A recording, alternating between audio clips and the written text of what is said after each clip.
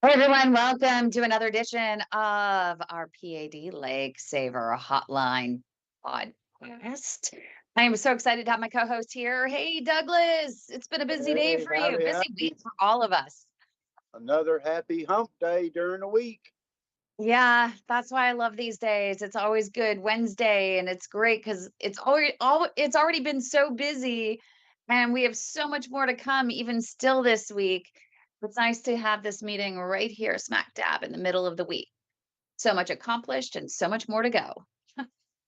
It's a good chance to separate the week and acknowledge what we've been through and look Yep. forward to what we got coming next. Yeah, and today I think Wednesdays, this hump day is always so busy. We have so many live broadcasts on our network on a Wednesday. We start out the morning with our Collateral Nation podcast with Dr. Kevin Morgan, pathologist, PhD in pathology, and PAD warrior and triathlete. And today he was talking a lot about conquering the emotional mountain of PAD. And it's something that you've talked about over and over and over again when it comes to peripheral artery disease, that it's an emotional roller coaster. And for so many people, they find out they have PAD sometimes years after suffering with leg pain, debilitating leg pain and leg cramps. And finally, they get the diagnosis. It's confirmed by a diagnostic, the ankle brachial index or the ABI test or a leg artery ultrasound.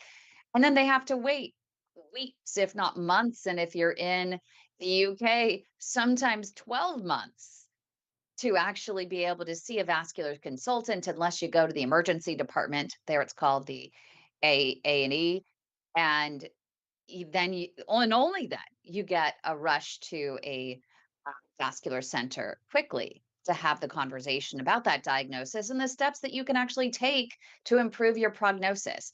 So, it's this emotional roller coaster, with people even from the very start, right? The reality is, think about what we all go through on a normal day, and then you add PAD on top of that. Yep. And think about all the different things that people out there are experiencing in life in general a lot of times. We don't necessarily all have the perfect lives every day. And No. then you add PAD on top of that, and what comes with PAD, the roller coaster ride of emotions that you feel, doctor visits, hospital bills, Yep. the pain, and all the things that come with living with a disease. And we just have a disease that's different than some others that cost more than a lot of them combined. So there's that part where we have to be able to stand each every day and not give up and keep living Yep. and deal with the life that we live today. Not Yeah. necessarily who we were yesterday, but who we are today. And as Kevin said today, I thought the most pivotal moment of the entire conversation was one phrase where he said, "You need to let go of yesterday. Let go of yesterday. Whatever you used to be able to do, whatever life was like yesterday, you need to let go of it because if you were doing great, what you thought were greater things yesterday than you're able to do today, well, that's not going to help your mindset going forward. So you need to let go of yesterday and start today. And starting today, speaking of today, Imelda is joining us. And so you might be able to hear her voice. Should we start singing happy birthday to Imelda? Her birthday was yesterday, and she is a Uh, regular here on the Pad Leg Saver Hotline. And she's calling well, in from happy Southern birthday, young California. lady. Happy birthday, Imelda. Happy Another birthday. year Thank you so around the much. sun. Happy birthday, Imelda. And Thank there's you, Beth. Beth. Beth, thank you for joining us. And Wanda is joining us. And Mike is joining us. Wow, we have people across the globe that are joining us today. If So, you're watching on YouTube, give us a shout out right there. We have our YouTube producer, Josh, who's right there. Make sure to like our video. Let us know you're here. Comment. Tell us who you are. Tell us your experience. And we'll give you also a shout out right here live on our P.A.D. Leg Saver Hotline broadcast. But so great to see everyone. Imelda, tell us what you did for your birthday. Any good I went to the All celebrations? Globe Theater in San Diego, and Oh, fantastic. Tell us about that. they had a really goofy play. It was one of Shakespeare's earliest plays. It's completely a spoof, and it was called Comedy of Errors. It's I about remember that. twins who were separated at birth. They go looking for each other in these different towns in ancient Greece. And, How fun. I'm and going they to had Into the Woods this weekend, actually at the Shakespeare Festival in Ashland, really, Oregon. wow, how fun! So Ashland is it's cool. a week of Shakespeare. Well, happy birthday, Imelda. And so Thank you. it's kind of nice. You're not letting P.A.D. limit what you're doing. You're out there living your life, Well, except my husband had to push me in the wheelchair, which is fine. You're adapting, right? and and I that's had what another we do every girlfriend day, isn't it? help me with that. I really wanted every year. I want to go to at least one Shakespeare play. Love it. One of these take you up to Ashland for the Shakespeare Festival. You would absolutely love it. There's actually a hotel that's only a 3-minute walk, so it's not very far to go. And they even have a restaurant inside the hotel as well. So I can always give you the details later. So it's really easy for someone who has PAD or even advanced PAD to get around and not too far to push the wheelchair if you need a wheelchair. That sounds really cool. Yeah, I love Shakespeare plays. Well, happy birthday, Imelda. And we Thank you. also, just in the past week, I'm hoping that you were able to get a hold of Dr. Lily Johnston. She is one of our brand new contributors to the Global PAD Association. I don't And think I she looked is a for her vascular information. surgeon at Scripps, and she's also a specialist in metabolic health. Did I get that from you? Did you send it to my email or to my cell phone?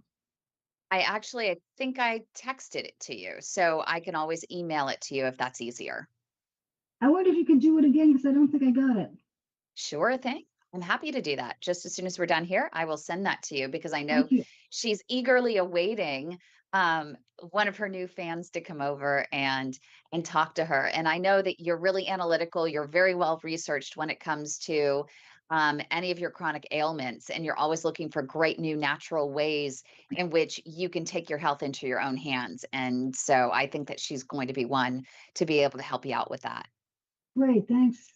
I'm always looking Of for course. people like that who are healers. Yes. That's an important thing to think about for all of us. Yes, I can't live in yesterday, but I can use the lessons I learned yesterday to apply them to help me today to make things Yeah. better.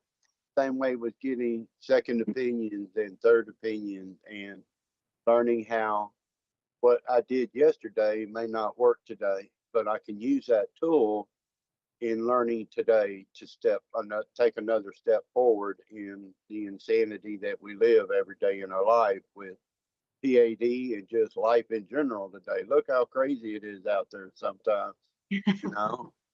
The ups and downs, the roller coaster ride of living with PAD, living with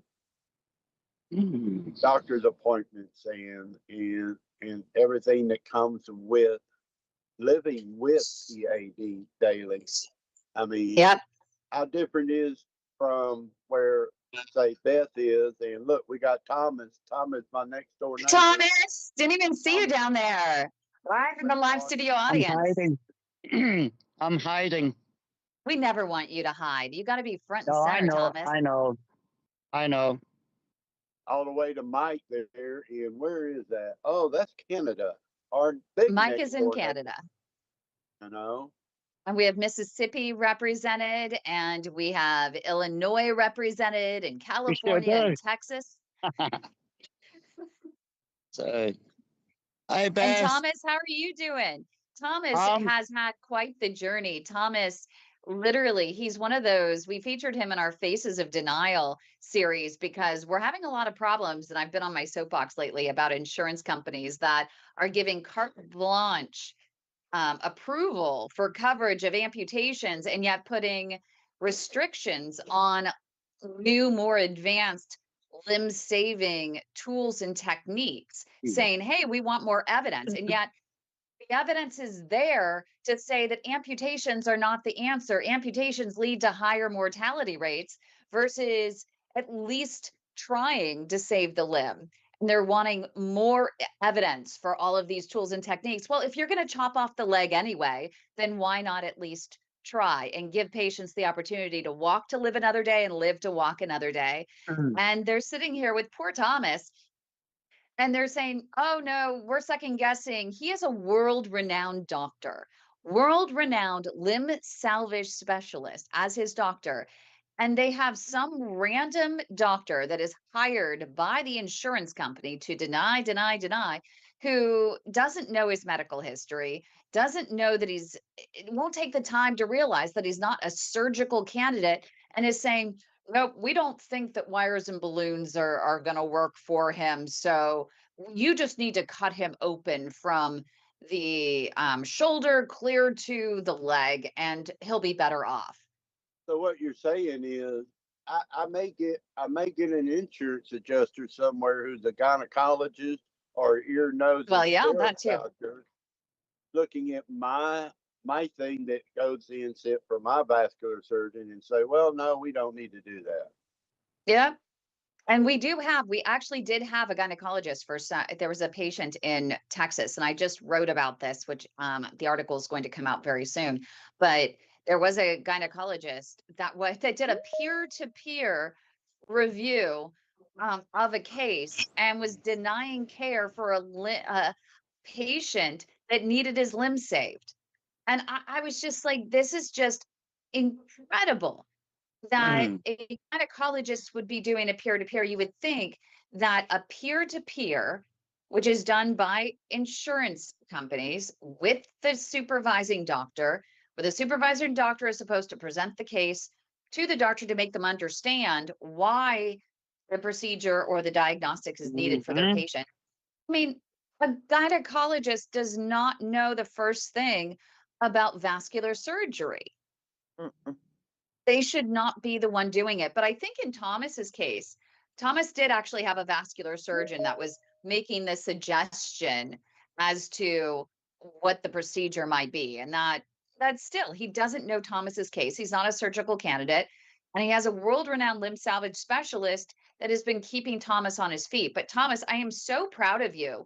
You are fighting every single day. yeah. You're going to the gym, you're eating right, and you're doing everything you can to just stay positive and stay motivated. Well, you see, when I go to the gym, I switch off to my P.A.D. completely. And it may not sound right switching off to it, but if I go to the gym and I'm working out, I forget about what I can't do in my legs, you know? Oh, good for I you. can't do the treadmill. I almost went flying across the gym and I did go on it. So, you know, but I do the calf extensions. I can do them no problem. Calf extensions. Like 120 pounds pushing with my legs. But when it comes to walking, it's an absolute nightmare. Especially when I walk on grass. Both my legs have gone almost the same now. And it's So because they just wait too long to do anything. If they don't understand the delays in care and the suffering that it's yeah. causing. Well, the thing is, I know what it was like when I went 2 years completely blocked. Remember before I seen Dr. Walker? Yeah. Because of all the other stuff that went on. I'm not going into it.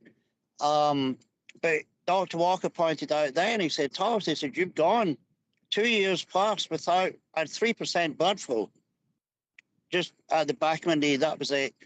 And he said, I really don't know if I can get through. He said, you know, and he did. He managed to get through enough of it to get me some blood flow. And then I went the second time. It was another surgeon, but in his clinic, in his business, and he couldn't get through it himself, And then I went back to Dr. Walker. It was for his procedure. It was meant to be like an hour, and he spent 6 hours on it, just getting Yeah. through little bits of it, And even though he only got through a little bit, to me it was massive. Know what I mean? Because like, I could feel the difference in it. Yeah, But just a for little some, bit more flow. yeah, Little bit more flow. it was only a little bit because all the front was still blocked up. My right is still front blocked up. But here's a weird thing, Kim. On the right leg, that's a whole different story though, because when I had that first bypass done, and I got the infection from that too. Well, they said they checked all this, they scanned me, see if they'd left anything inside me. Said nope, there was nothing there. Well, 2.5, 3 years later, a scan shows they left a clip on my artery. What? Yeah, and that every time I would go, Dr. Ali, other surgeons, a lot of them, they say, look, you don't have a bypass there. I said, I do have a bypass. I said, it's a cadaver artery. It was meant to be one of my own, but mine blew out. They got one that day from somewhere else. I'm not getting into that either. But they got one. And when they put the clip on the artery, before they fused it together, they kept telling me I had a kink in it. Well, CT shows that I got a clip on it. Huh. So if that's restricting blood flow right where all the blood flow is, like really, really slow. So the clip, so your doctor now says that shouldn't be there. It shouldn't be there. Interesting. I don't want to go into it in like, what I mean? No, it'll be interesting what he says next week. And, as with anyone Oh, else, we always can be with you during your appointment. So I assume you're going to yeah, call me when you're in your appointment. it was my person I see now that showed me. Yep. He said, look, there's a clip down there. I said, a staple? He said, no, a clip. He said, it stops the blood flowing when they fuse the arteries together. Yeah, so That's it was interesting. interesting. Yeah. But So Yeah, Thomas, so we'll see what they're planning to do. Go ahead, I've Douglas. got, think about I this, got a lot of Thomas. thoughts with that, but I don't know. See how it plays out. Yeah, what, Douglas? But think about this, Thomas, from when, like, say, you and I first met and where you are today in the conversations we've had. And I'm looking at the group with what Mike's been through, with what Wanda and Amaldo's having a birthday, and And she's Beth she's and she's Marina here. and Yeah, Dawn. and so I know this sounds kind of ugly, but I'm just gonna be honest. Somebody asked me today about my recovery. I got 40 years clean and sober. They said, "How do you do it?" I'm gonna just be perfectly brutally honest. It's very easy. I take one step forward. I stand up Yep. and I look at where you were a year ago, and now you're at the gym. Mike, Mike getting up every morning and doing yoga toes. Look at where he was when he started and where he is now. Wanda with her smoking program, where she was and where she is now. Look at what Beth has been through and where she is now, and how it's pretty simple. The only difference, I told him, the only difference between me and my recovery today and where he is one word: practice. I'm going to be honest. If we don't change our behaviors today, we're going to keep getting the same things. If I don't get up and do something different, I'm going to keep getting the same things, no matter what that looks like, right? Yep. And It's pretty simple. It's the amazing stories that we hear here every day about where people were yesterday and where they are today and where they can be tomorrow by just Yeah. doing one step, by just getting off the couch and doing something different, by just saying, I can do this, standing up and saying, I can do this. Because Thomas and I have had some great conversations and where he is today. It helps me stand up and keep getting up every day and moving forward. Same way with Beth, same way with Mike and Wanda. And it's pretty simple, folks. If we keep doing the same things, what are we going to keep getting? Yeah. It's so Same true. results. So Yeah. Yeah, you where get the same results. There's they Dawn. going Hi, to Dawn. begin? I'm here. I was just listening. We love hearing you. It's so nice to have you join us. I know you've been through so much. You are such a fighter. Holy cow. No, that's what you have to do. You want to see Yep. tomorrow, you have to fight. Yep. There's not much more to it. And like Doug No, said, every day is going to be different. You just have to put your foot there and take the step forward and go. I've been And so proud of you taking, your health into your own hands and really just getting out there every single day. Nothing stops you. I mean, I mean, you have kids and you have, responsibilities, and it's hard you can't just sit home, right? You gotta I compartmentalize had, and go. well, I had a lot of people say to me, because like my cousin just passed away from, they said it was from a thrombosis. He threw a thrombosis from Yeah, P.A.D during his surgery. And they said like, where the hell was I going? Jesus, hold on, because my mind just blew. Like, if we like they were saying this. Is what everybody says to me, like, oh, the difference between like you is like why you're so strong is because you have kids. And I came to realize the other day, and I always say it, I really don't think it's because of my kids. Yes, they're one reason why I keep going, of course, like one of the main reasons. But the other day I was driving down the street and I was by myself and I looked outside and the sun was like setting. And it was just like gorgeous. It was like bright, Mm, bright, bright red. And all the colors around it were like they were just beautiful. It looked like a picture, actually. And I was just so appreciative to even just be able to wake up every day. yeah. It's just, and be able to see that. And I think that's what keeps me going. Yeah, I have kids, so obviously I can't stop being a mother. I can't let my responsibility go. But I think a lot of it has to do with being able to wake up every day and live in another day. I think that's what keeps me going. So, like when people compare it, oh, well, you have kids. Some people say, well, I don't have anything to live for. Just be Oh, appreciative that you can wake up every day and look yeah. outside, even if it's a gloomy day. You get to wake up and look outside when some people don't have that. well think It's about interesting. Don, think about let's think about how many times before have we told ourselves we couldn't do something. Now think about this, like Thomas going to the gym for the very first time. The very first time he put a foot or picked up a weight and moved, compared to how many times do we tell ourselves we can't do something? The first time Mike took his shoe off in sock and did the yoga toes in the morning, because the day before we were living in that past and in that maybe in that part where I can't do this, I can't do this. And then you do something and realize, well, you know what? Maybe I can. Maybe I can take that next step. Maybe I can go to the gym. And yeah, 5 years ago, I pumped 100 pounds, but I'm only doing 20 today. But I did 20 today, which And is just, being grateful for what you can do, yeah, taking that moment to appreciate, you know what?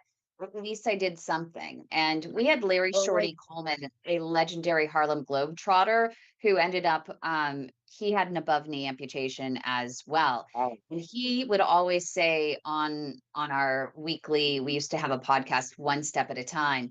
And he would always say in every single one of them, every single time I wake up, the first step I take is to say, thank you for him. He's a man of faith. Thank you, Lord, for waking me up. Thank you, Lord, for this day. Thank you for making me open my eyes. And he's like, and I love that about, Don, what you're saying is that is the same thing.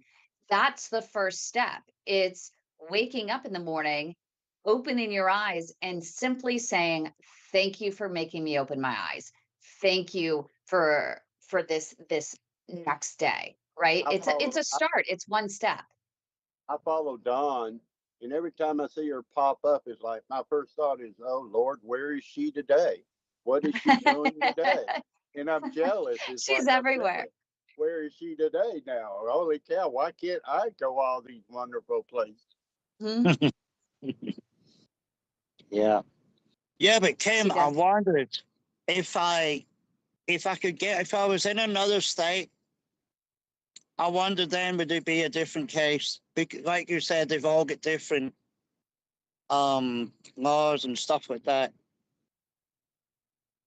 But then the point would be I wouldn't be able to have Dr. Walker do it. Yeah. You do have another doctor that is near you. He just saved one of our other friends over in Lafayette. And so he does work with Dr. Walker. So, it might be worth asking, for example, Dr. Walker, if, he could share the task with this other doctor. So at least maybe you have someone close to do follow-ups and you can have more frequent Yeah.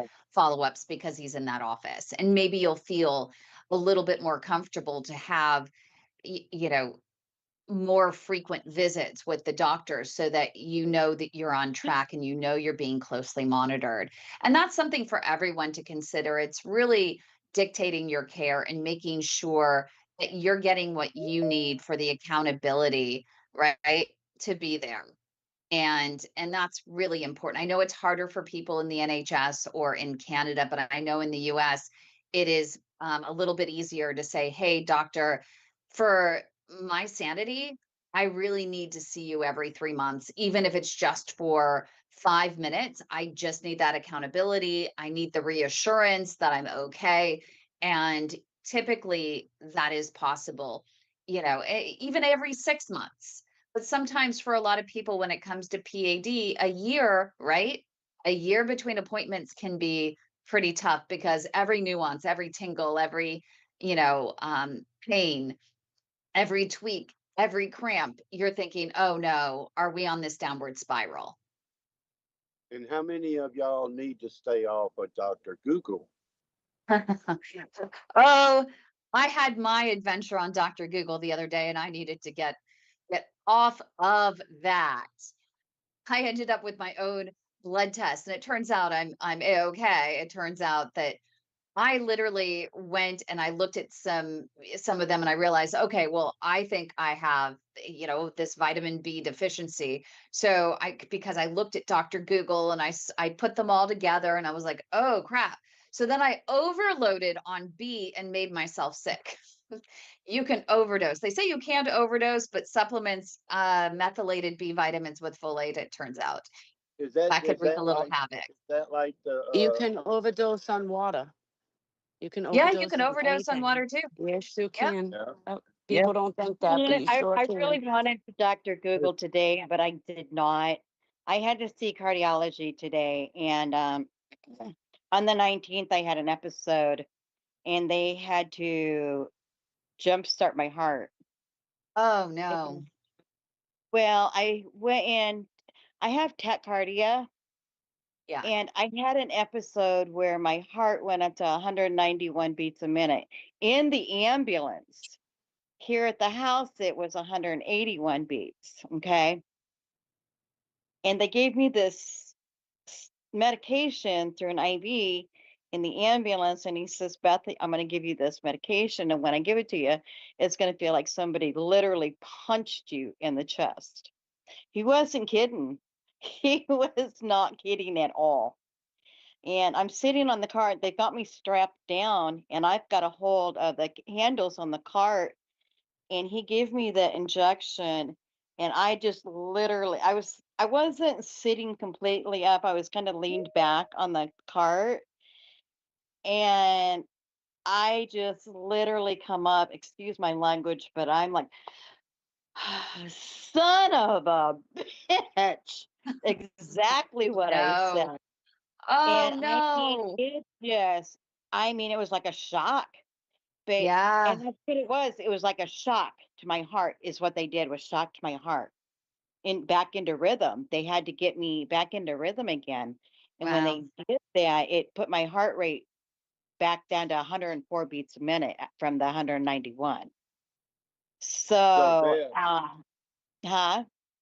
is that like you were saying, you were talking about that the other day, and all I could think about how many of us hear that medication commercial where they spend the first three sentences, they tell you all these wonderful things about how this medication will cure you from all the ailment you're having, and then Yeah. wait just long enough to have another 10 minutes of all the things that it creates. It is like, why do I want to take this if I'm going to die? Or because how many times we got on Google, and when I was first diagnosed, I got on Google driving home, and it's like 10 minutes later, I'm looking, I'm going to be dead in 5 years. It's like, holy smoke. I know. That's that Right? Yeah. insanity, isn't it? Yeah. So anyway, then they get me to the hospital, and I mean everything's fine because they had me stabilized in the ambulance, okay? And they get me to the hospital. My potassium levels are extremely low. So now Mm. I, I see cardiology today, and I'm on a heart monitor now, and I have to wear it for 2 weeks because they call it SVTs, supraventricular tachycardia. And they said that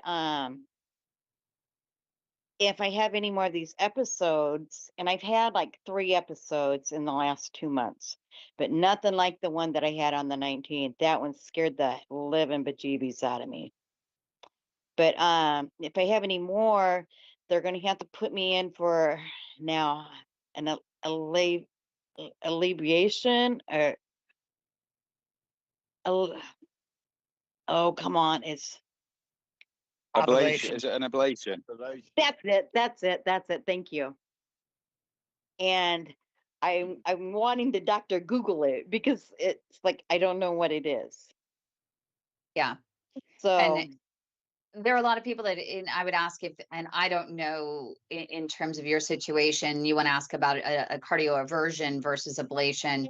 Um, no, a cardio aversion was it an aversion or ablation? Ablation is what she said, a cardio ablation, to go in to find out why I'm having these tachycardia episodes that's causing my heart rate to get so high. So yeah. To I'm just thinking, great, here we go. my One dad more actually thing to add. my dad had one, so he got through it. He was in and out, and I think you see an electro. They call it Yeah, electrocardiography. Yeah. yeah, I'd have to see almost like an electrician specialist for the heart. Yep, my dad did it. So, I'm sure you'll be able to find someone. And they usually, I mean, in our area, there's literally one in our area. And she is so busy, but they're few and far between. Yeah, But that's what my I'm sure, cardiologist said today. She said they're yeah, just getting one here in Effie or up in Mattoon, which is where my cardiologist is, and which is Mattoon's about 35 minutes away from me. yeah. So yeah, Well, we're here so for yeah, you. that's what And I'm he going went through now. through it. A lot of people have gone through it. So I'm so sorry. It's and I don't mean this to be derogatory, but they always say that, sick legs are not always on healthy people. So Yeah. so many have so much going on. And I always wonder if they would have diagnosed your legs so long ago, how Well, many when I other had my stent put things. in my heart back in 2015, because that's when I had the 90% blockage in the LAD valve. They, Mhm. they could have possibly had found that I had the PAD back then too, but they wasn't looking for it back then. No, but even if they would have So checked I your mean, legs, I'm sure that you probably had leg symptoms. A lot of people don't realize that they actually have the leg cramps because they might experience leg cramp maybe at one point or maybe a little fatigue in their leg. And so they start slowing down. And so they start subconsciously not walking to a pace where they do feel the Well, actual see, I cramps. was And so, that was me. That But was right? me. well, see, and I was diagnosed in November of 2021, and I had symptoms for 4+ years before the pad was actually found, because but they Yeah. was treating me but for Kim, peripheral neuropathy beforehand. Yeah, the misdiagnosis, that is definitely one that when we had 35% of patients who have called into our hotline of the 1,000 that we have actually saved, the legs that we've saved, 35% were only told that they're getting the amputation because of diabetes. And 100% of the ones, and it's not always the case out there in the real world, but just with ours, but 100% of those patients, we ended up asking to get a vascular exam, and they were told, yes, actually, you do have PAD, and we were able to, in most cases, either save their leg completely or minimize the amputation. But the ones, I mean, they're how many? misdiagnosed all the time, and the number one misdiagnosis is neuropathy. Yeah. They keep telling people that they have neuropathy, and especially if they have diabetes or they have a back issue. They said, "Oh, it's just neuropathy caused by your back or sciatica or something." Yep. They need to be checking for PAD. Yeah. I mean, I had a full blown heart attack. Had You're right. You stents, had the heart stents attack put in. before, I had a heart attack, stents put in 2 occasions, and nobody ever told me, let's check your legs. Never, right? never. Don, They I said mean, my cramps were because I was not drinking enough water, so I was dehydrated, and my Oh, cold feet was because I was anemic. But I wasn't severely anemic. I didn't have to take iron, so why would my feet be so cold all the time? That's Yeah. what I three was in told five for people, five 3 in 5 people years. who suffer Five a or heart six attack have years. PAD. Yeah. I Yeah, was they literally go dragging hand my in hand. foot. And that's the first thing I tell anybody. You ever had a heart attack? Have your legs checked. You have bad legs? Check your heart, because they do. They go hand in hand. And But Yep. people forget that diabetes, before you see, and I know this personally because I lost my husband at 35 years old from diabetes. It ate him I have alive. I'm He type had 1. every he had every symptom in the textbook, every single one that you get from diabetes at 35. He had no leg and he was dead by 36. Wow. But he had other things too, shots in the eyes. But people forget the diabetes too. Before you see the damage on the outside, like your feet are falling apart, the damage is already done to your organs. Yeah. Oh If yeah. your blood sugar is cranking at 200 plus all the time, every time your sugar is over 200, your organs are being damaged. And that's what people fail to remember. Yeah, See, you Dawn, might I'm have type 1. I'm a type 1 diabetic. So I've had diabetes for what? Well, I was diagnosed when I was 15, and I'd had symptoms since I was like in my Yeah. early and that's what I 14. think happened to him. So He had it yeah. as a juvenile and And nobody I'm ever 15, addressed it. almost 56 now. So I've had it for years and years.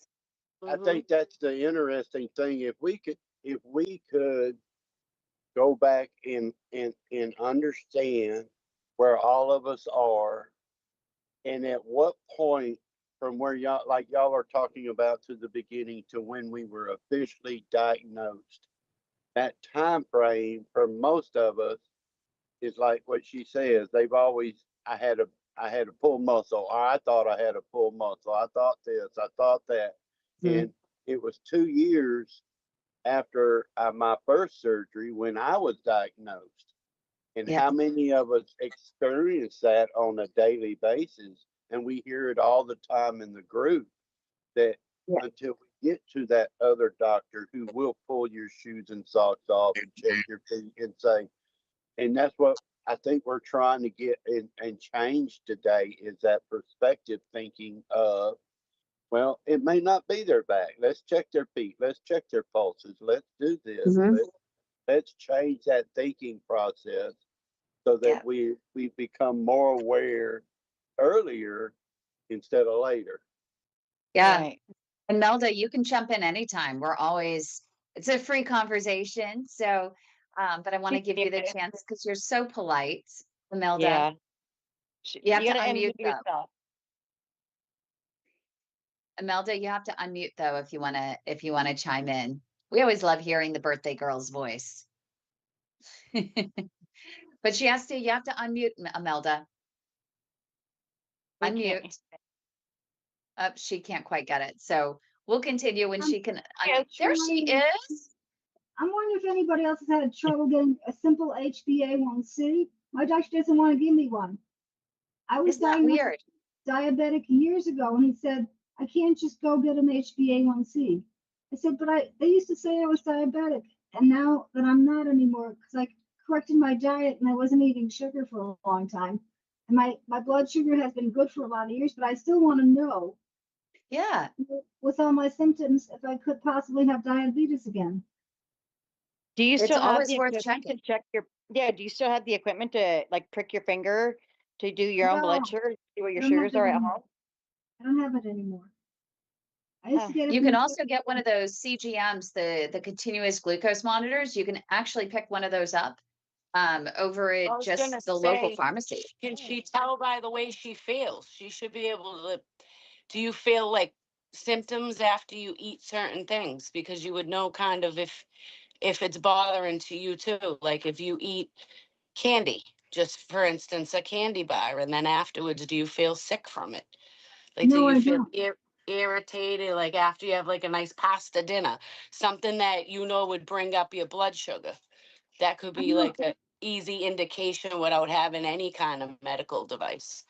I don't have. Urinating a lot, the sweet smell, like you'll have like a sweet almond smell in your urine if your sugars are too high all the time. I don't have that.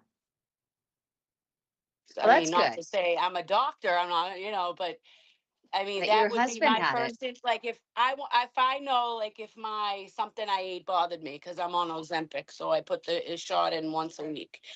But I know if my sugar's high because I can tell by the way I feel afterwards. I'm irritable, I'm kind of tired, I'm excessively yawning and I'm not tired, which is like a indication for my sugar. So I didn't know if you had any of those failings after you might have ate I something don't have like an those. ice cream sundae would make you very sick if you're diabetic and not on anything. I'm not I'm on I'm a anything. diabetic and I can eat.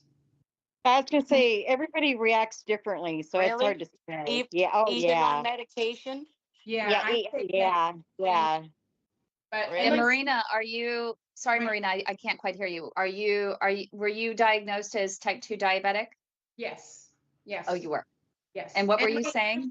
my A1C is very good. It's under 6, and it's been very good since I retired. But I, Less before stress. before I retired, I would eat an ice cream sundae. I felt fine, and I knew I was a diabetic. I knew I shouldn't, but and today I could go have an ice cream sundae, and I feel fine. I've never known I was a diabetic from the food I ate, even when my sugar was high. Isn't it probably wasn't high to the level. And I think, Dawn, are you type 1, type 2? You're type 2. Type 2, I believe, yeah. Mhm. Type Yeah. 2. And Beth is type 1. So it depends on how it's impacting, different people and what level and how much over you're at. Everyone Right, I'm not metabolizes saying that differently. is a definite indicator, but if she doesn't have the finger machine and the doctor's Right. not willing to check Yeah. it, just monitor how you feel with things that you eat. Because I know even with my Ozempic, my sugars are beautiful, always 100. But when I get to 150 with my Ozempic, I'm irritable. I'm sick. So that's how I know my sugars have gone up and then they're going to Yeah. crash. Like, so that's like an indicator for me, how I feel after I eat something. So Yeah, that it's was really just important to pay attention, to those types of things because you know your body best. And I think that that's really important. So it's good that you're aware of that. And it is something that Melda, you should be aware of. And What did you say, Melda? The only thing that helps is a hot bath. Aw, and it's hard to get out of the tub. Oh no, but hubby can help you out of the tub if you need it, which is good. But it's always nice. I think a hot bath is the cure for everything. This is a Hot great bath time. with a little bit of Epsom salts. This is a great time to remind everybody what you hear here. Make sure you check with your doctors first, Yep. because what's amazing is how the difference is between all of us, and what we still have some similarities, but we're still so different, aren't we? In how things affect us and how we learn from things. Yep. And that goes back to that. What I'm hearing now is why we must become our best advocates, right? We need to learn to ask those questions. We need to Yep. learn from each other, so that when we go to our doctor, see, we can ask these questions and say, wait a minute, time out.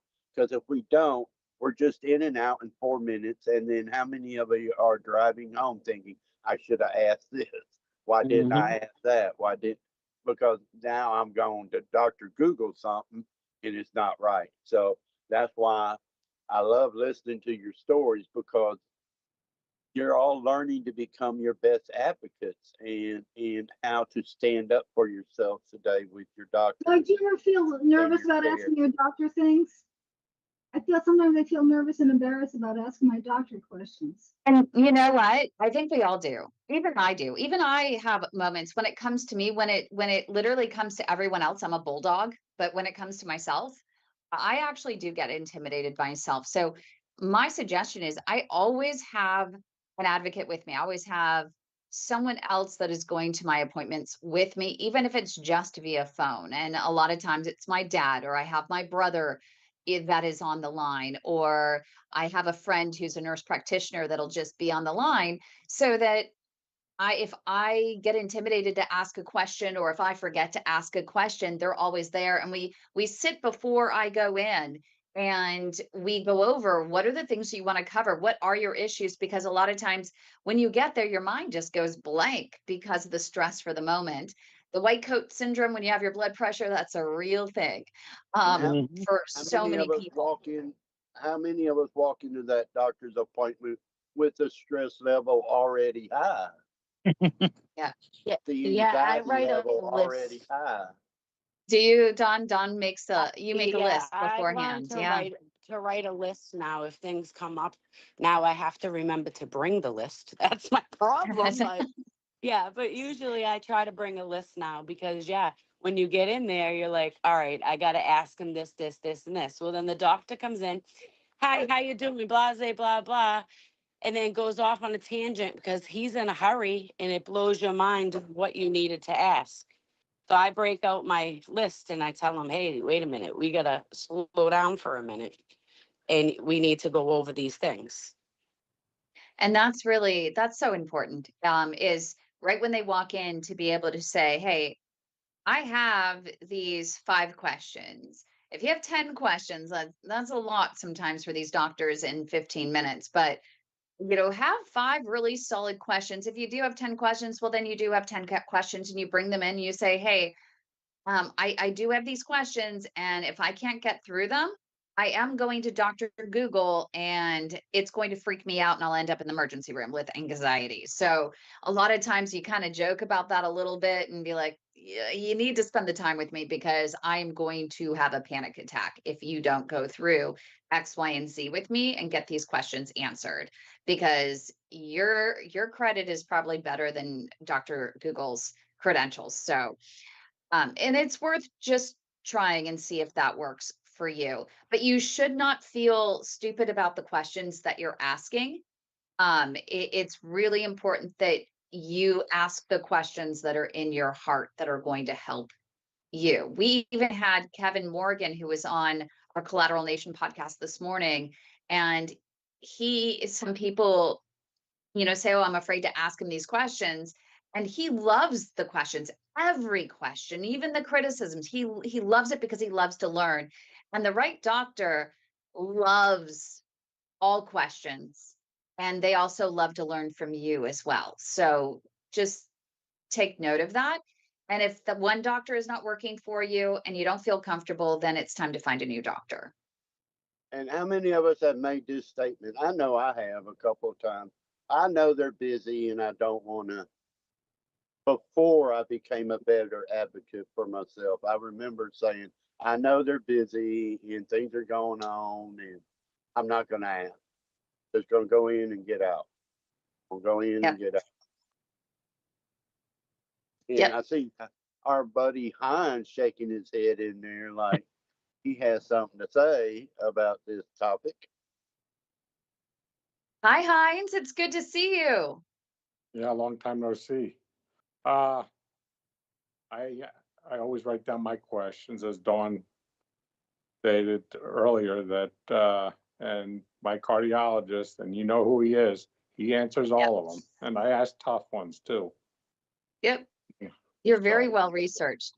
And for those people that don't realize that are tuning in right now, do make sure you like the video and you subscribe to our channel here for more great content, because we have doctors and clinicians just about every day, at least 4 to 5 days a week. Thanks to our YouTube producer, Josh, for helping to support this educational effort. I couldn't do it alone.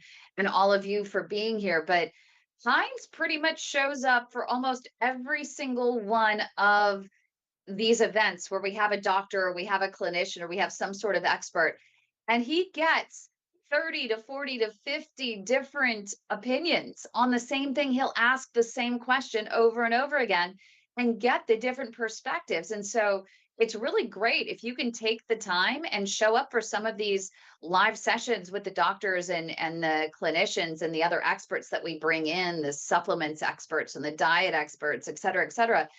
You can get some really fantastic information and be able to weigh all the information to help you make the most informed decisions or create the most informed questions to ask your doctor to see what's right for your situation. I wonder who created that statement. There's no such thing as a dumb question. Somewhere down the line, somebody said, Guess we oh, could Dr. Google that one. you know, Maybe That's someone something to originally Google. asked a dumb question and it wasn't dumb. You gotta look at it like that. They got what? What did you say, Thomas? I was saying maybe it's because someone did ask a dumb question one time and it turned out not to be so dumb after all. Yep. We hear that all the time.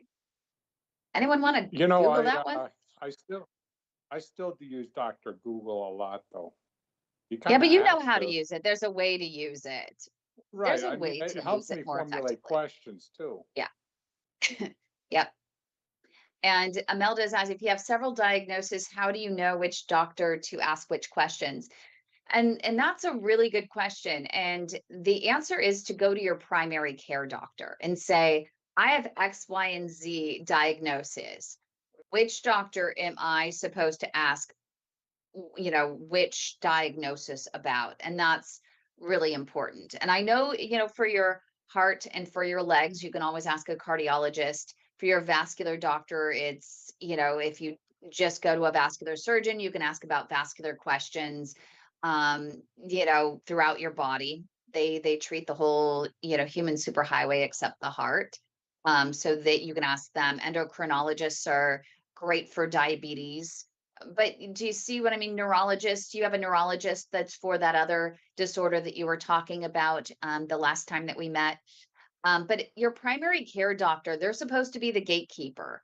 So you go to all these specialists, but they're the ones that are supposed to hold the fort together and help you to manage everything and make sure that you're following up. Usually if I go to my primary care the once a year, what they'll say is, okay, I can see that you have these diagnoses, right? And did you see the cardiologist this year? Did you see your gynecologist this year for that? Did you see the hand doctor for that? Did you see the rheumatologist for that? And they'll go through those with me. And I would assume it would be the same for you as well. And I know at least in the UK, you get discharged from your vascular doctor. So you have to actually handle everything with your GP.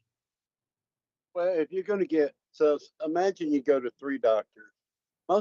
Generally, I guess sometimes you're going to get 3 different opinions, or they might be close, or there's. So if you get one that says, I want to put a stent in, one says, let's amputate. One says, let's start you on this medicine. You need to quit smoking, eat better, and walk, walk, walk. I mean, which one are you going to choose? Which one are you going to lean towards? Right. And And that's if you with show up, one if you show up diagnosis. for a You want visit, multiple. yeah, and the first guy goes, we need to amputate. It's like, wait a minute, hold on, time out. That's my leg. I need Yep. to You want to make run. sure that it's the right, diagnosis. But you know what, for many people out there, the amputation is the treatment, that there is you can't help but do it. And that's really important to know as well. um as you're out there, but we always suggest that you do get second and third opinions, no matter what your diagnosis, no matter what the treatment, as long as it's not an acute situation where your life is on the line. It's really important with any diagnosis and any planned treatment to always get the second and third opinion, and your primary care doctor should be able to help you manage that.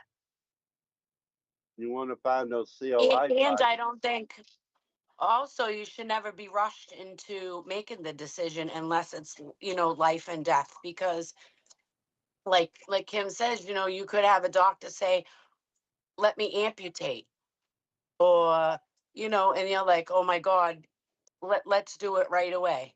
But if it's not life and death, maybe tomorrow, like Kim said, you can get a second opinion. Yeah. I would never rush into anything unless life and death is on the table. You're right, Don, because we hear those stories on the Leg Saver Hotline where Yeah. one Even doctor, he goes in through the groin, can't get through the knee. He stops doing what he's doing and he says, well, we need to just amputate. And from what we know now, well, wonder why that doctor didn't think about going through the foot or through the ankle and trying to clear it out instead of just going from one thing to an amputation and without getting another opinion about. Because how many times have we heard those stories about getting somebody to a CLI fighter and 2 days later they save their leg because they went in with another technique? And how many doctors do we hear that don't know a lot of the new techniques to save the Yeah. legs today because they're busy or they're all kind of reasons about. And I mean, it's like cars. We're like cars sometimes. Remember the tech? We worked on a car all day today. Had to take the whole engine apart to change an air filter in one of the sockets. And I remember sitting on the fender 20 years ago and changing spark plugs in 20 minutes. Now you can't even change a gasket without tearing half the engine down. So the technology, and Yeah. think about, all of us understand this. When we started with this group, think about the technology that we know today, the things Mhm. that we're learning about what they're doing out there now. Imagine swallowing a pill and that pill going down and floating around and somebody's able to track it and see all this wonderful stuff. 20 years ago, could we have imagined what they do today? I was Yeah. at the Echo last week and I was watching it and we were talking about that. She goes, I've been doing this for 25 years. And I remember the technology coming out and how it has changed the medical field and how we look at things, how we think about things. And we Yeah. see it every day with the new technology, don't we, Kim? Yeah, we do. And I mean, even from when Dawn and I first met, the technology, the learnings today versus a couple of years ago, the world of PAD is evolving so fast. And insurance companies can't even keep up to be able, and the evidence can't keep up, you know, to try and support the innovation, um, because it's a lot. Um, and everyone's presentation of PAD is just so different. There are some similarities, but everyone has, different risk factors and different types of plaque and things like that in different locations. And there's just a lot. And And that's why we always say to make sure to not just get a second and, or third opinion in this. Sometimes there might be some different, mm, there's some different red tape at some hospitals versus another, that might slow down the adoption of innovation. And so it's really important that you end up going outside the facility, and doctors understand. The good doctors will say, heck, yeah, if you find something different, fantastic, let me know about it. I want to learn in case I don't know about something. Or they may say, well, I don't think that it's right for you. That's why I don't have it. But you know what? If you feel that that's what's best for your situation and that's your choice, then go ahead and do it. It's not something I would do, but it's your body, it's your life, it's your limb. And if you want to choose to go to a different doctor that has this other option that I don't have, that's fine. No one should get their feelings hurt. The great doctors do not get their feelings hurt. They are so, there are more patients than there are available doctors. I mean, 30% of hospitals have notices out there looking for vascular surgeons. And so there's not enough to go around. I mean, there's not enough doctors to go around. There's plenty of patients for them. So they're just not gonna, they shouldn't get their feelings hurt if you go somewhere else, because that just means someone else is gonna get in to see them that wouldn't have been able to see them or have something done if you were there, I at just least had in the this right thought, timing. this crazy thought. What did we do 20 years ago before we had Dr. Google? What went through our minds back then? We were told something, and you either had to open a dictionary or just trust. But now we have something that at the fingertips we can go to, and if you type in PAD, it's going to pop up 1,888,000 websites. Yeah, And there you go. it's so true. I don't even know how we research. I can't even remember how we researched. I think I was too young back then, before the internet, to really think about researching. I mean, you could go to the library, but the library was not up to date with what was new, what's now, what's next, unless you picked up a medical journal inside the library, and there you would find, some of the newer options available. But we When's are the so last time? blessed to be in right now. When's the last time you rode your bike down the street to say hello to your neighbor or your friend down around the corner? When's the last time we wrote a letter to somebody to say, "Hey, I miss you"? And how easy it is now just to click a button and there they Yep. are. Look at where we are right now in this little group. We Mm. got one side of the country to the other side of the country to the great Mhm. state of Texas. And look how easy this is for us to get together and share and laugh and tell stories and share our experiences. It's interesting you mentioned a letter. I actually have Amish cousins in Pennsylvania, so we still write letters back and forth. Oh, cool. Isn't that interesting? I Yeah. absolutely love them. Yeah, they're great. They're distant, of course. They're not first cousins or anything, but they are in our family book and Mennonite? heritage, and Are they Mennonites or actually Amish? Are they they in the are Mennonite? no, they're full Oh, wow. everything. Oh, wow. Yeah. But what's funny is they knew more about when they came, they took a train out here to come visit us. And when they came out to visit us, they knew more about our television set and the remote control and the cable than we did. So it turns out that when How they're back there, funny. they do visit, right? They do visit people. They're they know a thing or two. They just choose not to have them in their homes, and it's not something they partake in every day. But especially the younger generations, they have friends. They have friends that are regular civilians, not necessarily Amish, and they go over to their house, and Have you one ever of them been to a has barn actually a raising? cell phone that they keep at someone else's house. That's funny. A barn They just raising? can't have it in theirs. You ever heard of But What that? The barn raising? a barn barn what? raising? You know what barn raising is, right? Oh yeah, I've seen it. I've seen it. Where they where, lift the barn and move it? yeah, about Yeah. 100 people, 100 guys have 4x4s under this barn, pick it up, walk 5 miles with it, put it in another pasture. And are they're going to build a barn for somebody? They show up, and 3 days later, 100 by 200 foot barn is built because they all got together, drank sweet tea, had chicken, and they worked 10 hours, 11, 12 hours a day to Oh build this barn. my.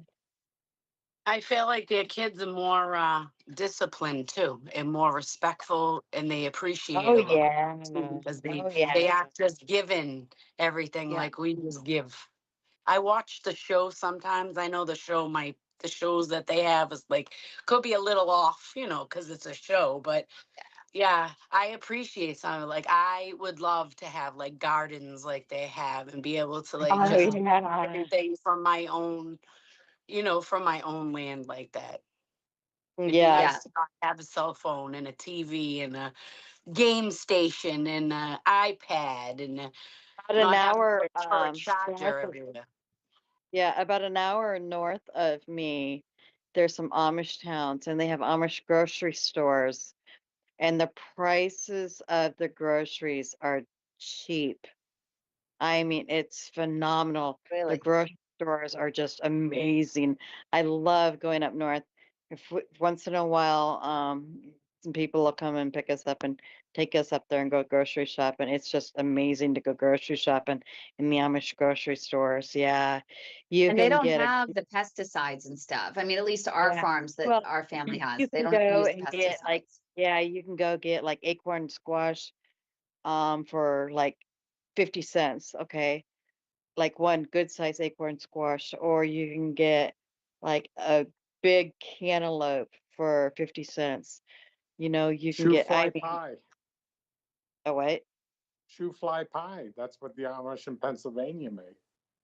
what's that? Shoe fly pie. Yeah, what is that? And I have to say hi to Bobby, who's joining us on YouTube. Everyone, shout out to Bobby. He's watching us on YouTube.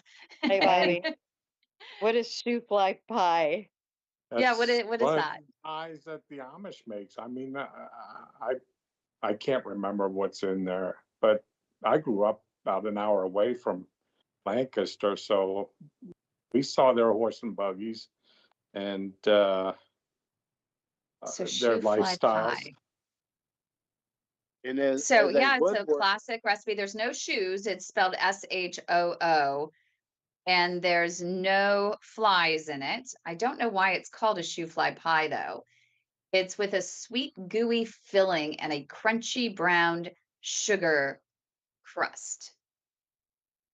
They do like their Oh, sweets. I bet you because of all the sweet. Yeah, it must be like a pie Yeah. that attracts them. So they call it the shoe because you're always going shoe fly, shoe to get away from it. Because I would think that brown sugar or whatever, that sweet gooey would attract a fly.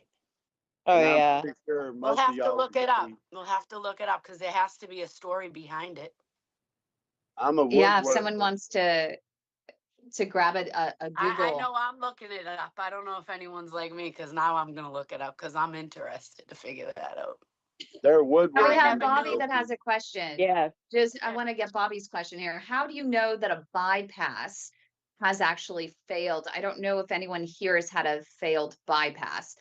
Yeah, I know. That's what I'm thinking. So Douglas has had two bypasses that failed, actual bypasses that failed, the aorto bypass and the axillary bypass. So you, from a firsthand experience, I can give the normal signs and symptoms, but I think he wants to know Well, from your I'll make it experience. clear. Ready? Right above my right chest, down the middle of my stomach, into both legs.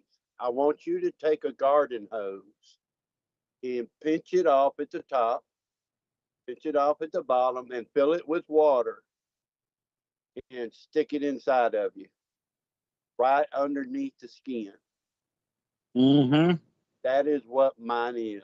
It goes right above my right boobie, down my stomach, across the top of my groin, across of my groin into both legs. And it is a solid piece of tube. that is 100% blocked, and it's like a water hose that's got full of water in it. And they Yeah. had to do that Can't wear stuff? blue jeans. I can't wear certain things because it pokes me. I can't drive long distances because when I sit down, it pokes me. It pokes me in the groin and in the right leg. I feel it every day, all day long, 24 hours a day. But I've learned kind of how to live with it now and work around it. And I wear a lot of cover overalls now Yeah. in the right pair of pants that doesn't bind it or pitch it. So I don't I don't necessarily feel my aorta femoral bypass, but I do feel my axial for sure every day, all day long.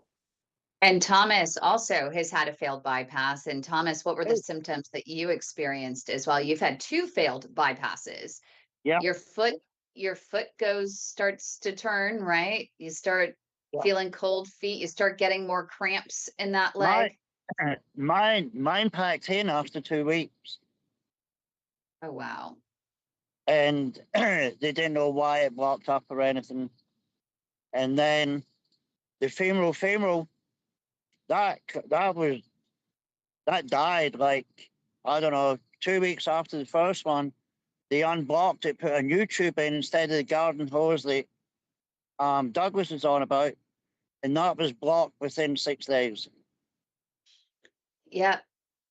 And so So I it think, feels as though, and especially with a fem, pretty much, I mean, both legs are going down at once. You're feeling cold feet, yeah, you're what feeling is numbness and tingling, and then your toes start turning. Hopefully, you can catch it before your yeah, toes start turning colors. But typically, you start feeling, you go from, okay, I think I'm feeling better, and then suddenly you start feeling those leg cramps again and your foot goes cold. So it depends on where you're at, Bobby, in terms of how far away from when you had the bypass. It could be an acute situation, or it could be something that is more chronic, that it's starting to block, so you're starting to feel less and less flow over time. So it's definitely something that you need to, if you're even questioning it, you need to go and get a leg artery ultrasound soonest. That's really important. You can also call our Leg Saver hotline at 833 PAD legs, and we can help make sure that you can get in and get that ultrasound soonest. And if there is something going on and it's not acute, then we can help you maybe get a second opinion as well, because not knowing your situation, we don't know what other options or the reason for the bypass initially. If they had tried a lot of minimally invasive stuff, if they went in through the groin and came down and came up from the bottom to try and tackle a blockage, I don't know. So we'd have to talk about that to see if we need to facilitate expedited care. If you can do it on your own, great. If you can get through to your doctor to get in soonest, if you think there's something serious going on, never, ever, ever hesitate to go to the doctor. That's really important. So, yeah. And Douglas is showing that's the axillary bifemoral bypass that he's showing you right there. You can see the tube over there on the corner. So that is considered a Hail Mary bypass. It is rarely done anymore. It is the last resort of last resorts, where they attach a tube at your shoulder and then they reattach at your groin and usually split it off into both legs. Sometimes they can do it into one leg. We even have someone that has it clear attaching to her foot, which I had only seen this one time. So yeah, it's a pretty serious bypass, and we always suggest that if your life is not on the line in that one moment, that it's really important that you do go get a second, even a third opinion from what we call a CLI operator, critical limb ischemia operator. Critical limb ischemia is the most advanced stage of PAD. And then there's also the different acute, and that's typically where it's immediate limb and life threatening. So, but the critical Okay. limb ischemia, you want to make sure that you have an advanced operator. What And I Bobby showed is you writing. What? Go ahead. What I Go ahead, showed you Douglas. is the perfect reason why we need to get second opinions. I had that done before I met this group and met Kim. If Oh, okay. I was wondering. Yeah, that was the before. But you know what's interesting I have a is question if you get about the that. right, yeah, sure, what I'm if you saying if is, but if you go to the right doctor, we were able to the doctor was able to bypass those bypasses. but what He I'm was able saying to go in and if restore blood flow in the regular artery. saying is, What I if wanted I to know knew, is, if I knew now Yeah, what I knew then, I would have said, time out, hold on, let me get another opinion. yeah. Because that doctor did not believe in doing anything else. That's only what he knew. So when I met the Dr. Walker after you introduced us, he said, wait a minute, we have the technology. We didn't need to do that. Yeah. But that's the part where that doctor that I had may not have been up to date with the new technology. And I should have said, hold on, time out, let me get another opinion. And then I could have probably not ended up with that, but because I could have gotten with a good CLI fighter who Dr. Z out of Houston would have went, he did what he did after I had it. Yeah. And who had a question? Was that Wanda? Mm-mm. no, it was Dawn. No. Oh, where's Dawn? Hi, Dawn. Yeah, I just took my face away for a minute. Question. So like you said that the Hail Mary's was his last resort. What could they have done to Doug? Like he got a Well, bypass. So what's the difference between what he had done then to what they do now? so Like why and they does could have, and why does his look like he said, like almost like a garden hose? Does the newer because the newer versions that look is like the that? axillary. That is the axillary bypass, and it literally goes across the chest, like just under the skin, and it does protrude. We have Oh, other okay. patients that they can't even wear a bra because it impacts wearing a bra. So that based on where it is. So for Okay. women, it's a little bit tougher for it depending on the placement. Thank God But for I don't have to him, wear a bra. thank goodness. But for Douglas's situation, you asked what. So when we talked to his newer doctor, and they were able to go in and open up the main vessels, some doctors have additional training with wires and balloons, and they feel more comfortable and they have more experience opening up and dealing with really complex situations, such as in Douglas's case. Um, but even in his case, they didn't seem to think it was that difficult to open up the main arteries. And in fact, when they went in and they saw that the grafts were blocked in the aortobifemoral bypass, that's from the abdomen to the thighs, um, they were able to open up the main vessel again on the one side, and they were able to open up the graft on the other side and actually put in a covered stent inside the graft somehow. And that's been pretty stable, which has been awesome. So that's why we always say that different options for, with different doctors. And for Bobby that's watching right now, he said he was in the cath lab, and I guess they couldn't get through. But I'm curious, Bobby, did they only enter in through the groin and try to come down and open up the blockages from the top? Or did they also try coming up from an entry point in the foot or in the calf and come up? And that's number one. But number two is when you have the bypass, you know, did they help you to mitigate your risk factors ahead of time? Did they determine if you have a clotting situation? Are you a clotter? Do you have a genetic clotting situation? Do you have LP little a? Do you have valvular issues in your heart, or AFib, or an aneurysm, anything that might throw clots and shorten the lifespan of a graft? And those are worth checking into as well. But we would also suggest, if you are having issues and you do feel like that graft has gone down, you do need to get in right away. But I would also suggest making sure to get a second opinion, because one of the things that I'm finding through the Leg Saver Hotline, a lot of several of the callers who've called in the past few months have talked about having a bypass that has gone down pretty quickly, and and every single one of these cases in particular that have come to us recently, the doctor turned on the faucet hoping, crossing his fingers or her fingers, that when they turned on the faucet, that the vessels below were the landing zone of the graft, where they reattach the graft, that they would reperfuse, that they would suddenly, open up. And in some cases, we've seen that happen, and that's great.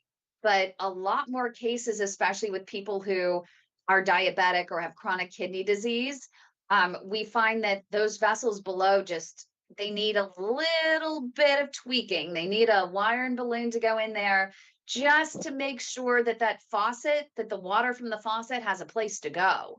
So it's worth asking the doctor to say, hey, how is the plumbing below where the graft is reattached?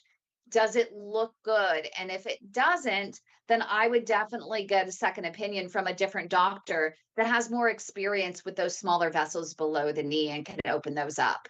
But I also have to say this, on my part, I believe that my doctor just thought this was the easiest thing to do instead of spending more time. And I know that sounds Yeah. harsh, or I don't really care. It does. That's what I believe, is that when he called my brother that morning and said, if we don't do this bypass, he's going to lose his left leg. And it was just wham bam. And 2 hours later, I was done with the bypass, and in or however long it took. But I just believe, after talking to him afterwards and learning what I learned, I believe he just thought, instead of spending another 3 or 4 hours in surgery trying to get through, I'm just going Yeah. to take an hour and do this bypass and move on. Because later on, I asked him when it failed. He said, "Well, I had one job to do: get blood. When you were here, when I did the bypass, I got blood going, and that's it. Thank you. See you later." And that is the thinking in a lot of situations. Sometimes they just have to get blood flow and they do what they can, they do what they know. And we've even had situations. There was a patient in Kansas and they didn't have a vascular surgeon at the hospital. The vascular surgeon is on call and a variety of different hospitals. And so all the general Are you surgeon knew how talking to do about was my cousin? amputation. My Yes. cousin, right? Yeah, Yep. and then when he came to Virginia, because he had a blockage in his aorta, when he came to Virginia, Virginia didn't want to touch him. And it took Boston. That's why another reason why he went home, back to Boston. He went back to Boston, and Dr. Menard went in and he tried to clear it because my cousin was 27 years old. All those other doctors wanted to give up on him. And believe it or not, Dr. Menard always took that chance because he has the tools to do it. They have it there. So why not try to prolong someone's life? Yes, it came down to it where they had to do surgery and he ended up passing away because he got a clot. But he prolonged his life by so many years because he fought it. I think it was like he lost his leg, I want to say a year after mine. So for like 4 or 5 years, he was able to live longer because it took that one doctor to constantly want to help him because he had the resources to help it. And Yeah. we called him, like all of us afterwards, and I praised him for that, and he was like, wow, that really meant a lot. And I'm like, yeah, because I saw it firsthand. Kim saw it. I had to call Kim. We had a fight to get him medically transported out of Kansas Yeah. to That was a Boston fight. because they just wanted to keep chopping parts of his body off instead of going in and fixing the problem. Like, there's a lady out here, I met her, I haven't seen her again, but very young, in her 20s, and she's having toes taken off. And I'm like, well, did they find out why? She's not diabetic. Well, sweetheart, you have bad circulation. Like, there's something going on. Have they told you what's wrong with your legs? Have they done any tests? No. They keep just chopping off my toes. And it's like you Yeah. need to get the right care, but you can't you can't help somebody that's not willing to take the help. So, I mean, I gave her the resources. I don't think she ever reached out to you. She never reached out to me. So, I mean, all you can do is provide the knowledge and the help and hope that the person takes it as serious Super as hurt. it is. Yeah. Yeah. And does And that that's what's really important. does that go like I'm gonna bring him? Isn't that Deion Sanders? When I first saw the interview with him the first time, that one doctor on there said, "Oh well, he doesn't have this. Maybe you can walk or do this," and it was that nonchalant attitude about PAD is more deadly than how many cancers.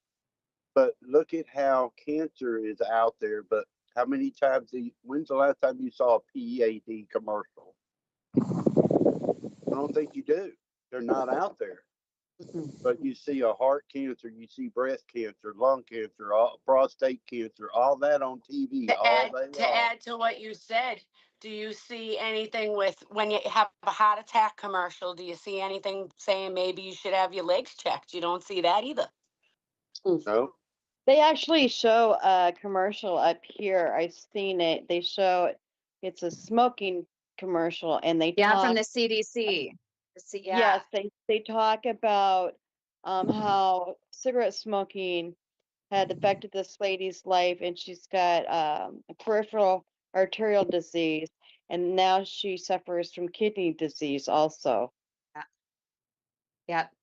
I'm glad the CDC is doing, they have quite a few different ones, and they all mention now there's, I think, two or three of them that they Yes. mention PAD, which I think is fantastic that they do that. And that's just what Bobby is talking about on YouTube, that he has smoked, he's diabetic, he's a little bit older, and now he's on blood thinners, but he had several blood clots in his leg. And that's why I really want to make sure, if you can call Bobby, our Leg Saver hotline, once we're done here, and either Douglas or myself will make sure we try to grab the phone quickly so that I can help, maybe help you get expedited care and make sure you're getting the most advanced care that you can.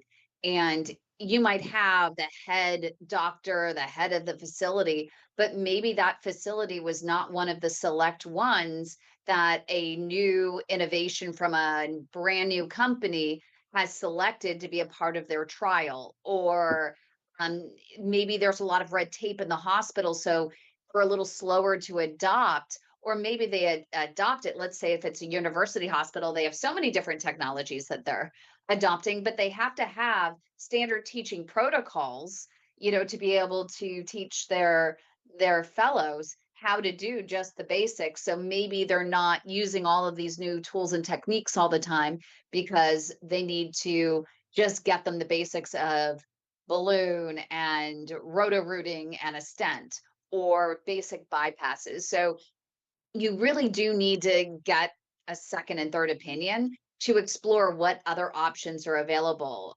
All the time. I mean, if I could probably have each one of you talk about a brand new technology that we've been talking about, whether it's the hijacking of a vein from the calf and rerouting blood flow into the foot, called a deep vein arterialization, or DVA.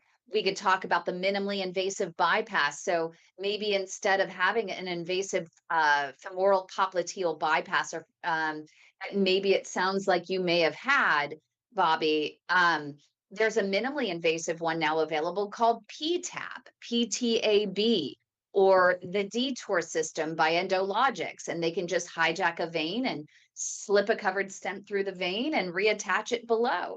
It's minimally invasive through just a pinhole entry above the knee and below the knee.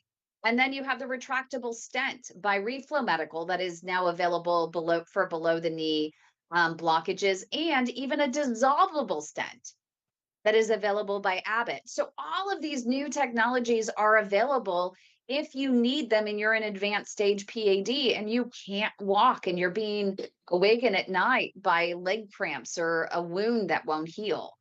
So I got second, third, and fourth opinions. so we're all going to get why together. would you want, can I ask, why would you want a dissolvable stent? Like, what would A they use for dissolvable that situation? So over time, the body is less likely to attack it. It's made of a material that just kind of absorbs into the body. And so it's better than having, they claim they're still working on all of the studies, but they're having great results, um, with those versus regular stents for below the knee. So you would have to I keep don't, going in and having it redone? yeah, I don't No, think I'd do that. it's actually, it lasts for a long time. It's over time that it dissolves. Oh, I wouldn't want So that because I'm one Wouldn't I of want the think, that. I'm one of No, the exceptions. It would dissolve the next day with me. So no, we'll go with the long lasting stents. Thanks. I'm with you, Dawn. No, I'm with you, Dawn. Yeah. well, they're waiting for There's I certain think things they just had the 5-year there's data, which certain is doing really well. yeah, but 5 years. Okay, 5 years. I've had one of mine. I don't even want to say it because I don't know if I'm going to jinx it, but 10 years so far. Oh, So, that's in your heart. You're talking about in your heart. right. So, those aren't Okay. like the No, these are same for type below of your knee. things. Oh. These are for below your knee. But my thing too, right? If you or you got a dissolvable stent, isn't it more dangerous to keep, like, say it kept failing, would they keep trying or they would just go to a different one? Because isn't it dangerous to keep going into the artery so many times? Yeah, and that's why. So there's a 5-year data on one of the dissolving stents, and it says it's demonstrating long-term safety and efficacy, with low rates of reocclusion. So that's pretty good. I mean, I just didn't that's longer understand than a lot why of you would stents out there for the why you would want to legs. go with dissolvable. That's what threw me off. Like, why would you want dissolvable? Because if there was a chance of it not working, you'd have to go back in, which gives you a higher chance of damage to the area, infection. You know what I mean? Like, I don't know why they would want to go that route. I just didn't understand the scientist way of thinking. Maybe you said Yeah. maybe because of allergies to whatever somebody might have had a reaction. I don't know. So they Well, tried a leaving nothing different behind. product. Stents really aren't that durable in the legs. For the most part, they have a lot of trouble with them just reblocking because they are, you move, there, and versus in the heart. And so Okay. there seems to be a lot of trauma in the area. The one issue that I heard, we have to get another doctor to go on. We did do a full interview with Dr. Ramon Varco, who is a vascular surgeon in Sydney, Prince of Wales Hospital, and he led the study for Abbott and their dissolvable stent called Esprit. And so we have an hour long. I need to go back and listen to it again, because they did come out with the 5-year data that seems to show safety and efficacy long term with it. But one of the issues that he did mention was that, at least at the time, and I don't know if this is something that they're fixing, is because you can't see it because it's bioabsorbable. That's become a problem if you go back in for yet a different problem, the doctor doesn't see it, doesn't even know it's there, and that could cause issue as well. So um, it's something that it's worth talking to your doctor. I know that your doctor has used them before, and so it might be worth talking. And she's also used the retractable stent. So it would be interesting to hear what she has to say. We're going to have her on in the next few weeks because she's part of a different study for below the knee. She's the principal investigator for a study for a company called Angiodynamics, and they have the Arion laser, and they're testing to see whether using a laser along with a balloon is more effective and more durable than using a laser, just using the balloon alone for below the knee artery revascularization. So that's just starting. That's on our PADtrials.org. You can see the different cities where they have started. I think we have 6 of them that are up there right now, but they're looking for 30 sites across the nation as part of this study to test the efficacy. Yeah, I love when she gets all this extra knowledge because when I have to go back for her, it's going to be a long talk before we ever go under the knife for anybody to ever touch my leg again, unless it's gangrene and falling off.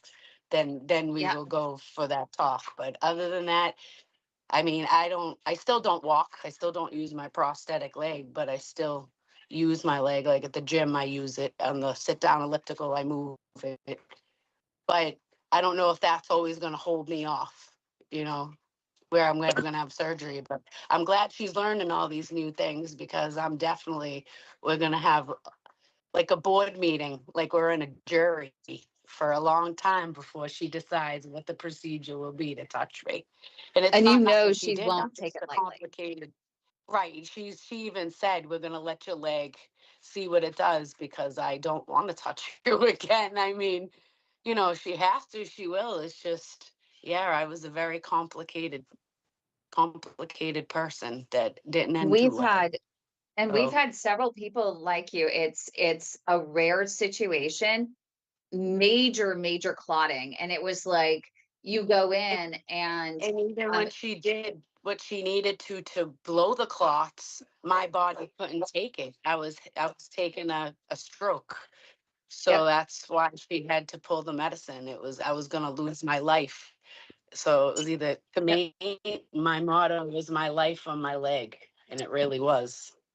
it really was. And because we did end up, it was so hard for me because this woman called me from the hospital room after she went to a different doctor, and it was here in California. And I call it poking the beehive. And you just sometimes don't know what you're getting into as a doctor. And um, if you don't know that what you're getting into, which a lot of them don't with certain people, it rarely happens. But when it happens, it sucks. And she ended up, she was in a bad area, and none of the hospitals would let her transfer. And we thankfully, I mean, I was able to call someone at UCSF here at the university right near me. And I begged them, I said, please, can you life flight her? And it was, they were 3-hour drive away from Central California. But thankfully, this university was like, we'll life flight her. And they life flight her, was the best chance she had. But it was too late. She did end up losing her life because it was the same situation, poke the beehive, and all the clots just showered. And it was bad news. So it happens, and it sucks. And there is no answer, for that at this point. They're still looking for it. I know your doctor is doing extensive research now on anticoagulants and antiplatelet therapies, and how to best customize it for individuals, because right now you have standards, but what she's realized is that, especially for women, it could really vary, and you need to do frequent blood tests to see, well, are they effective on you as an individual? So So why don't we just make our own commercial? Everyone show up at Kim's house Friday night. She's gonna make a lasagna and a good salad for us, and have vegetable lasagna. some drinks, and we'll just make our own commercial and put it out there. Are you flying us out That there? means I'm going on Yeah, I'll vacation. take I care was of just that. gonna Y'all hang say, I'm go. going to Y'all hang California out. I'll take finally. care of that. Yeah. California, here I come. Well, that's Hey, wait, California. the Right? tsunami, all that tsunami stuff's all I done was and just everything gonna out say, there, all that right? stuff's all done, right? Yeah, it's so funny because Dawn was the only one who cared. I got a nice text message from her worried about me. We aren't that far from the coast here, but Oh, don't supposedly be like that, because everybody else cares. Wondering I how that just was was like, going oh out my there. God, all my friends in California, and I have well, she's not blood cousin, but we grew up together. She lives in Hawaii, so she was my first one. I'm like, where are yeah, you, she was closer. girls and husband? They had to climb. But did you see that crap about Oprah Winfrey? Mm. Yeah. She would not Yes, open she up would not her, open her she would road. open up her land so people could get through faster. They had to go all the way around her property to get to safety. Yeah, Oh, see, I was that's sad. she's got a disgusted. private road Disgusted. down in Hawaii and she would not open it up. No. I heard the same thing about Joel Osteen over in Texas during I think it was the storms or something that happened a couple of Harvey. years ago. What was it? Disgusting. Hurricane Harvey. Absolutely. Hurricane, yeah. And, I think yeah, in those I was there. situations, I was there. I promise you.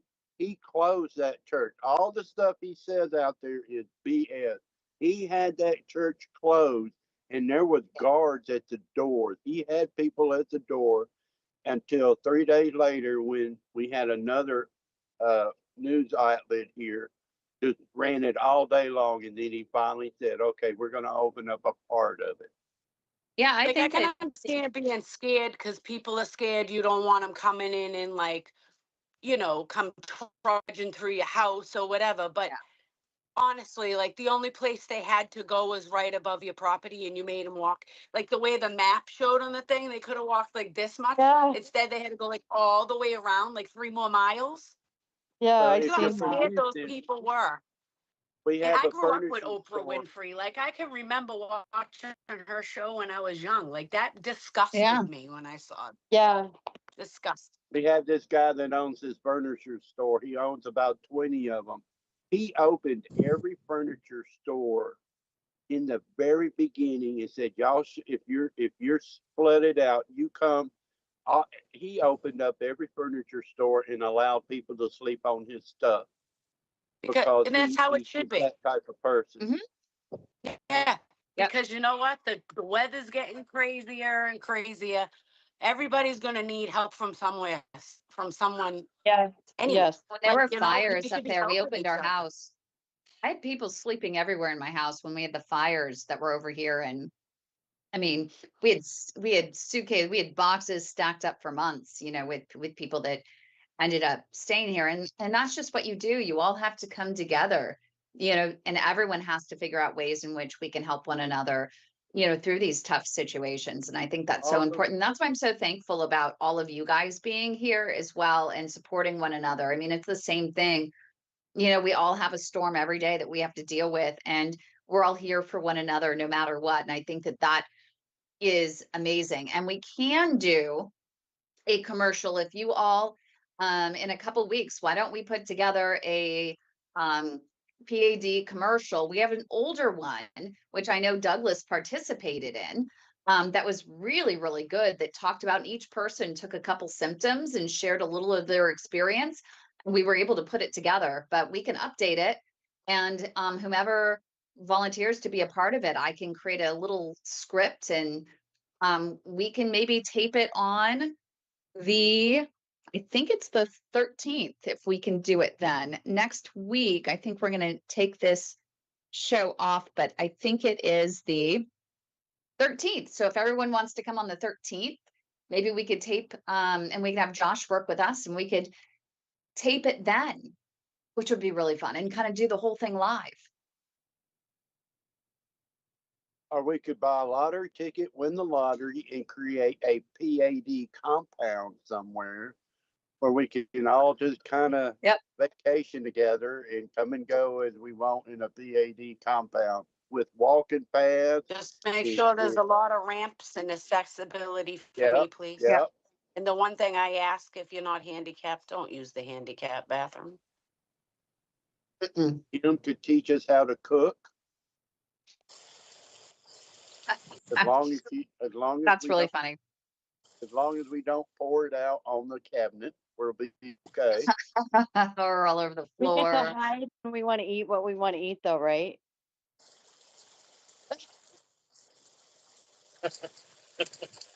How's We this? will I have a like, little. I'll eat We will have. healthy.